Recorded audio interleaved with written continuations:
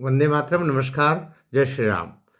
ये बात भी सही है कि बड़ों की लड़ाई में छोटों को नहीं पड़ना चाहिए, लेकिन बड़े जब एक विमर्श को पैदा करने की स्थिति पर आ जाए तब छोटों को उसमें भूमिका निभानी चाहिए।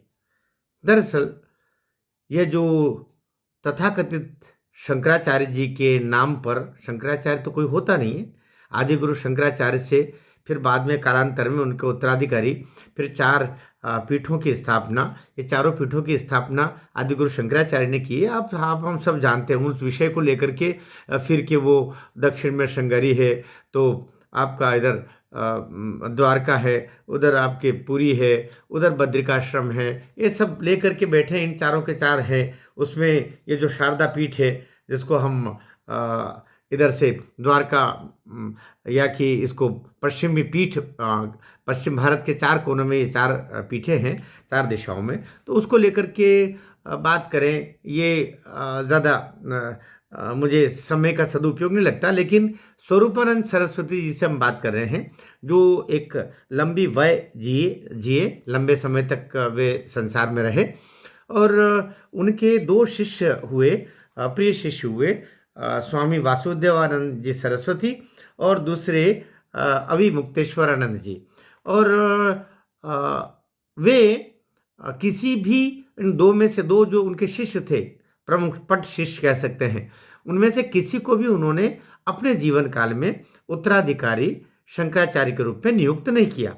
सामान्यतः ये उत्तराधिकार में चलता है, तो उन्होंने किसी को अपना उत्तराधिकारी नियुक्त नहीं किया। लेकिन उनकी 2022 में उनके निधन के बाद, उनके स्वर्गवास के बाद में इन्होंने स्वयंभू तरीके से ये कह दिया कि उन्होंने मुझे उत्तराधिकारी नियुक्त किया था, और अपने नाम के आगे शंकराचार्य लगा करके और उन्होंने अपना काम चालू कर दिया इसको लेकर के।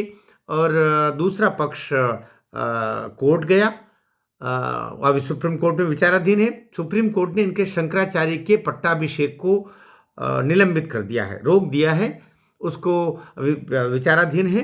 क्योंकि और वहाँ ये केस को ले जाने वाले कौन थे? दूसरे शिष्य, उनके प्रिय शिष्य स्वामी वासुदेवानंद जी सरस्वती, और दूसरे अखिल भारतीय अखाड़ा परिषद के अध्यक्ष महंत रविंद्र पुरी जी महाराज। अभी दोनों को ही वहाँ पर पार्टी बनने का हक था, दोनों को ही जाने का हक था। पहले स्वामी वासुदेवानंद जी सरस्वती, याद रखिएगा, ये स्वरूपानंद जी सरस्वती और उन्हीं के उत्तराधिकारी स्वामी वासुदेवानंद जी सरस्वती। शंकराचार्य के पदवी स्वरूपानंद जी सरस्वती को थी, शंकराचार्य स्वामी स्वरूपानंद जी सरस्वती, और उनके शिष्य स्वामी वासुदेवानंद जी सरस्वती। तो इनको वो मिलने के स्थान पर इन्होंने ले लिया और ये कर गए विधि विधान से। इन्होंने कह दिया मैं ही हूँ, मैं ही शंकराचार्य हूँ। तो अभी जो उनके प्रिय शिष्य हैं स्वामी वासुदेवानंद जी सरस्वती, वो कोर्ट में है। और अखाड़ा परिषद इसलिए कि अखाड़ा परिषद ही शंकराचार्य की उपाधि देती है, या उस पर विमर्श करती है, या फिर उसको निलंबित भी कर सकती है, या फिर निरस्त भी कर सकती है। तो अभी ये जो पूजनीय महंत रविंद्र पुरी जी महाराज है, जो अखिल भारतीय अखाड़ा परिषद के अध्यक्ष हैं, वही प्रमाण पत्र देते हैं। सचमुच प्रमाण पत्र इशू होता है। ये महामंडलेश्वर, मंडलेश्वर और शंकराचार्य, जगत गुरु, ये सभी उपाधियां हैं, और ये सभी उपाधियां अखाड़ा परिषद देता है। अखाड़ा परिषद के अध्यक्ष है महंत रविंद्र पुरी जी महाराज, जो सुप्रीम कोर्ट में शंकराचार्य अभिमुक्तेश्वरानंद जी के लिए गए। मैं अभी शंकराचार्य त्रुटिवश बोल दिया, मैं अब इनको स्वामी अभिमुक्तेश्वरानंद ही आगे बोलूँगा। ठीक है, ये बात हो गई। अब मामला ये है कि अभी ये जो 18 जनवरी को माघ पूर्णिमा पर वहाँ गए थे, और वहाँ जाकर के उन्होंने तूफान मचाया मौनी अमावस्या पर। पूर्णिमा ने क्षमा कीजिएगा, माघ मेले में मौनी अमावस्या 18 जनवरी को थी। संगम प्रयागराज में वे अपने समर्थकों के साथ उस रास्ते पर गए जो रास्ता प्रतिबंधित था।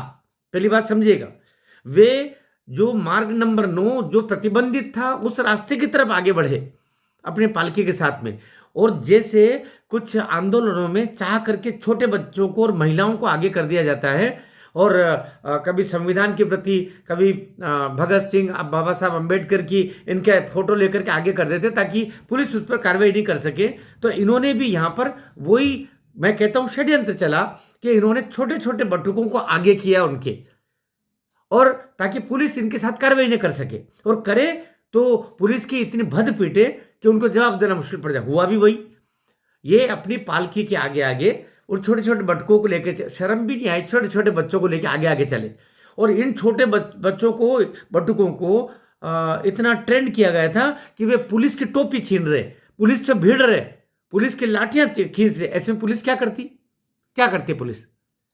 पुलिस कहती ठीक है चले जाओ। चले जाओ का मतलब भगदड़ होना, भगदड़ होना का मतलब पहले क्या हुआ था कुंभ में सबको पता है। तो भगदड़ करने के, और वहां तक तो जाने दिया, फिर भी इन पर कोई भी अन्य जो शंकराचार्य, जगत गुरु, जितने लोग भी थे, जगत गुरु रामभद्राचार्य जी महाराज, आंखों से अंधे बेचारे, वो भी वहां गए, लेकिन वो भी पैदल ही गए, वो तो अंधे थे। ये तो दो बड़ी बड़ी आंखों वाले हैं, लेकिन पालकी पर ही जाऊंगा मैं, ऐसे पैदल नहीं जाऊंगा। और वो भी 50 मीटर दूर आपको कहा कि अब कम से कम महाराज जी अब आपको यहाँ से पैदल संगम तक जाना पड़ेगा, नहीं जाऊंगा मैं, वहां डुबकी भी अपने पालकी के साथ ही लगाऊंगा। अजीब हट है। तो चेहरे से ही एक विकृति का भाव जिस मनुष्य में दिखाई देता है, क्षमा करना आप, वो कोई साधु कैसे हो सकता है? आप जानते हैं साधु और संत में क्या अंतर होता है? साधु वो जो साधना कर रहा है, संत वो जिसकी साधना का अंत हो गया, जिसके साधना का अंत हो गया वो संत हो गया, वो तो ईश्वर हो जाता है। ईश्वर कोई ऐसा होता है? तो अभी संत और साधु के बीच में है, वो तो साधु ही है, जो भी मैं तो ये करूंगा, मैं तो पालके से नीचे नहीं उतरूंगा। और दूसरा संत जो एक लंगोटी भगवान लपेट करके और एक दुशाला भगवान ओढ़ करके, और कोरोना काल में देखिए किस तरीके से दुनिया छुप गई थी, लेकिन हमारे योगी बाबा निकल करके और सब जगह जा रहे थे, उनको ईश्वर ने बचाया। लेकिन ये जिसको अब कालनेमी कहा जा रहा है, ये जो अभिमुक्तेश्वरानंद नाम का साधु है, मैं कह रहा हूं साधु अभी साधना कर रहा है, दूसरी तरफ संत है जिसके साधना का अंत हो गया, वो कह रहा है कि कालनेमी के भेष में कुछ लोग यहां पर घूम रहे हैं जो हिंदुत्व को विखंडित करना चाहते हैं, हमें जातियों में बांटना चाहते हैं, हमें वर्ग संघर्ष पैदा करवाना चाह रहे हैं। और उनके इसलिए बड़े बड़े दौड़ दौड़ करके, उछल उछल करके समाजवादी पार्टी के अखिलेश यादव प्रसन्न हो रहे हैं, कांग्रेस के प्रवक्ता बड़े खुश हो रहे हैं, दिग्विजय सिंह उछल उछल के नाच रहे हैं। ये सब वही लोग हैं जो चाहते हिंदू बटे, और बटेगा तो कटेगा। यही हो रहा है पश्चिम बंगाल में, वही हो रहा है ममता जी के राज में, वही हुआ आपके कश्मीर में। 5 लाख कश्मीरी डर के मारे भागे क्योंकि बटे हुए थे। यदि एकजुट 5 लाख की जगह अगर 50,000 नहीं 5,000 भी ऐसे अगर सम्मुख खड़े हो जाते सीधा तान करके, तो सभी भगोड़े भाग लेते।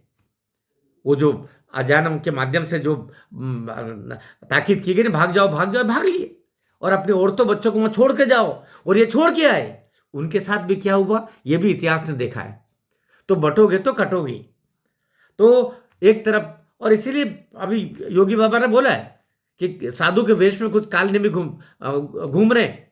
ये कालनेमी कौन था? कालनेमी वो था जो रावण का मामा, जो जिसने स्वर्ण हिरण का रूप लिया था, याद है ना आपको? ये उसका लड़का था कालनेमी, और कालनेमी को भी वो महारत थी जैसे उसके बाप को महारत थी कि वो रूप बदल सकता है। स्वर्ण हिरण बन गया था ना राक्षस की जगह, उसके लड़के को भी ये विशेषता थी कि वो रूप बदल सकता है। इसलिए हनुमान जी, रावण ने अपने मामा के लड़के को कहा, अर्थात अपने भाई को कहा, एक तरीके से रिश्तेदार भाई को बोला कि तू जाकर के हनुमान जी जो संजीवनी बूटी लेने जा रहे हैं या लेकर के लौट रहे हैं, तो उनको तू रास्ते में किसी न किसी बहाने रोकना। और वो रोकता, साधु के वेश में रोकता, वो रुकते भी है। लेकिन हनुमान जी महाराज थे, वो पहुंच गए, वो समझ गए कि ये तो राक्षस है। अपनी दृष्टि से उन्होंने तुरंत पता कर लिया, लेकिन उसके मजे लेना थे। तो वो रात्रि के समय आराम करो, तुम सब करो। उसके बाद में क्या होता है? उसके बाद में हनुमान जी ने जेब उठा के धड़ाम, हाँ, परखचे उड़ा दिए ना, कालनेमी का अंत हो गया। ये कालनेमी भी ऐसा ही है। तो अभी कालनेमी का अप्रत्यक्ष था बोला है, इससे समाज में कई कालनेमी है। जो साधु के भेष में घूम रहे होंगे। याद करना, एक अग्निवेश नाम का एक और ऐसा ही कालने में हुआ करता था। आप पार्टी जब उदय हुई थी तब वो दिखाई देता था, लेकिन अभी बात गायब हो गया। ये एक भूमिका निभाने के लिए आते हैं, हिंदुओं को तोड़ने के लिए आते हैं, सनातन को तोड़ने के लिए आते हैं, समाज को विखंडित करने के लिए आते हैं, और जब इनकी कलई खुल जाती है तो ये गायब हो जाते हैं। स्वामी अग्निवेश करके था ना, भगवा वस्त्र पहन के आता था, लेकिन क्या निकला? पक्का वामपंथी निकला कि निकला? तो हिंदू समाज को अपने संत पर विश्वास करना चाहिए, योगी आदित्यनाथ पर विश्वास करना चाहिए, और नरेंद्र मोदी जैसे तपस्वी पर विश्वास करना चाहिए। वहाँ भी बड़े बहुत खतरे हैं, वहाँ भी बहुत सारे यूजीसी के नाम पर बहुत सारे विखंडन पैदा करने के हैं। वहाँ भी मोदी जी तक सही बात पहुँच ही नहीं रही है, क्योंकि उसको भी रोल बैक करना पड़ेगा। अभी दो समस्याएं खड़ी हुई है हिंदू समाज को बांटने वाली। एक तथाकथित यूजीसी का नाम पर जो चारों ओर से हो रहा है, और उसमें काफ़ी हद तक लोग सहमत भी हो रहे हैं। आप जब ऐसी कमेटी बनाओगे जिसमें एससी भी रहेगा, एसटी भी रहेगा, ओबीसी भी रहेगा, महिला भी रहेंगे, दिव्यांग भी रहेंगे, लेकिन जनरल कास्ट का नहीं रहेगा, तो लोग आपत्ति नहीं करेंगे। जबकि अभी आप एट्रोसिटी एक्ट से अभी निकले, ओबीसी उसमें नहीं था। ओबीसी आपने भाई, आप वो वेमुला को लेकर के अगर सुप्रीम कोर्ट से डायरेक्शन से आया था, तो सुप्रीम कोर्ट ने ओबीसी उसमें शामिल करने का नहीं बोला था, लेकिन आपने वहां पर पॉलिटिक्स खेली। कौन लोग थे वो? उनको भी बाहर लेके आइए। वो भी हिंदू समाज में तोड़ने वाले लोग हैं। मोदी जी, इसे देखना पड़ेगा। ये ठीक पश्चिम बंगाल में चुनाव है, तमिलनाडु में चुनाव है, केरल में चुनाव है, ठीक उससे पहले हिंदुओं को बांटने वाले ये उपक्रम क्यों हो रहे हैं, इस पर ध्यान देने की जरूरत है, और तुरंत इनको निदान भी करने की आवश्यकता है। वरना योगी के प्रयास बटोगे तो कटोगे, लेकिन यूजीसी और अभी मुक्तेश्वरानंद के प्रयास बांटो हिंदुओं को, इसको रोको रोको रोको रोको। भारत माता की जय।